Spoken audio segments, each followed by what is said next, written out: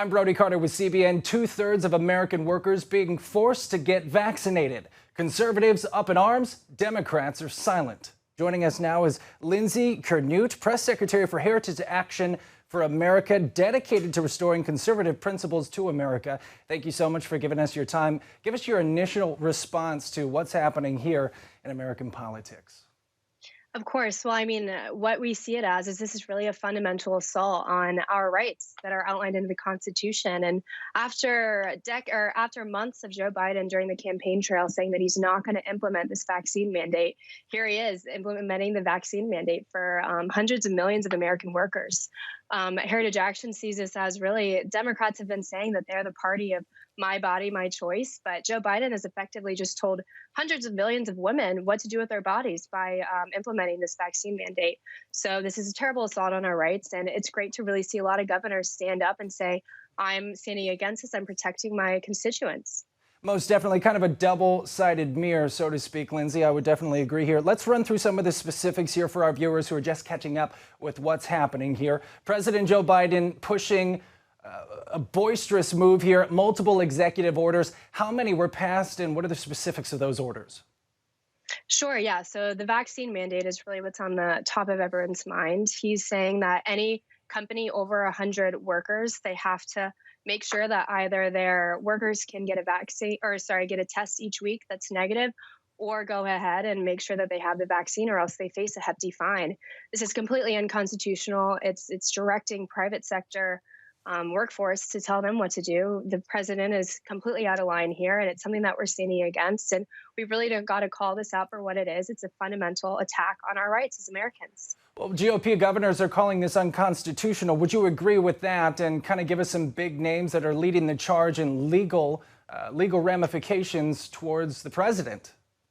Yes, definitely. There are a number of GOP governors right now, notably the Georgia governor, Brian Kemp, the Alabama governor. There's a slew of others that are standing up and saying, we're not accepting this. This is not the American way of life to demand that people get vaccines and demand that they do this. So it's really great to see a lot of those governors stand up against this. But at the end of the day, the best way to ensure that people get the vaccine is to have them talk and encourage them to talk to their doctors and family members, not kind of have this top-down mentality demanding that they get the vaccine by political figures. It's a very backwards way to do things here. And like I said, the best way to ensure Americans can get the vaccine and get over this pandemic is to tell them to talk with their doctors and see if that's the right option for them.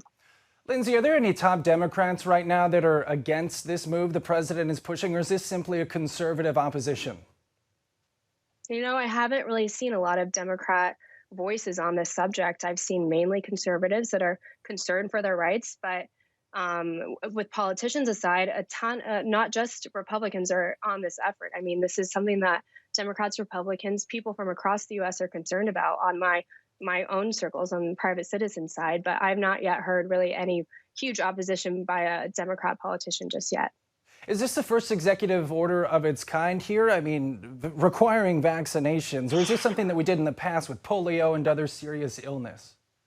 It's something that, of course, the military, they can make sure that they're vaccinated, of course, to attend public schools. You can ensure that they have certain vaccines, but never this way of doing things, going through this loophole and saying private citizens, in order to go to work, you need to get your vaccine. This is a very unheard of thing, and it's very backwards and, like I said, unconstitutional. All right, so what's next, Lindsey, as we move forward? The announcement came yesterday. We're going into the 9/11 Memorial Day weekend here. Remembering 9/11, obviously, we're seeing some of the things take place today and also honoring those lives that were lost tomorrow on 9/11. But when we come back to Monday, what's going to happen? What's going to shake down? Well, already I think we saw the RNC say that they're going to stand up against this and file a lawsuit against President Biden's vaccine mandate here. So I think we're going to see a lot of conservatives obviously continue to stand up against this. I think larger groups, larger companies will also stand up against this, and it'll really come down to kind of how President Biden reacts then and kind of what he says next. But he's already flipped on us once. He said during the campaign trail he wasn't going to implement this vaccine mandate, and now he is. So it's really, we're not sure what we're going to be seeing from Biden, but I can guarantee conservatives across America and people from all sides of the political spectrum are upset about this, and we're really going to see some big action on this. Most definitely. Talking about that double-edged sword here, if we can kind of conclude this interview on 9/11, the victims, like we said, being honored today and tomorrow. President Biden continues to work with the Taliban, right? The same individuals who created this mess here in American history. Can you explain this alternate reality that we're living in and bring any sort of sense to this insanity? How do you make sense of it all? I mean, it's hard to put words here. It's just awful to see the president really, honestly, have more contempt for unvaccinated Americans than he is the Taliban at this point. It's just off, like to really compare his speeches during just yesterday and his speeches from previous weeks, really comparing that there. He really shows a lot of contempt for Americans that aren't vaccinated, which there are still a good number of Americans that are not. But yeah, it's unfortunate to see. But as we go into this weekend, we'll obviously remember the victims of 9/11, and with that 20-year anniversary coming up, it'll be a very difficult day tomorrow. But hopefully, to see President Biden show some leadership here and really commemorate that day for what it is. Lindsey, we appreciate your sentiments. Thank you so much for your time. And folks at home, we want to know what you think as well. Head to CBN's Facebook page. Give us a comment, give us a drop to your link, and follow us here at CBN News. Lindsey Curnutte with Heritage Action for America, thank you so much, and God bless.